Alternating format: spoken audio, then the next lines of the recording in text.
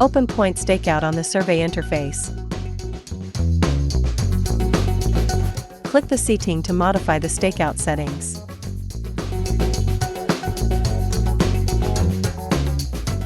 Open the coordinate point library to add or import the points that need to be staked out.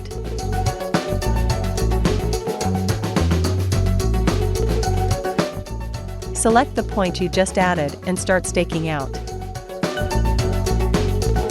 Just find the point you need to stake out according to the navigation.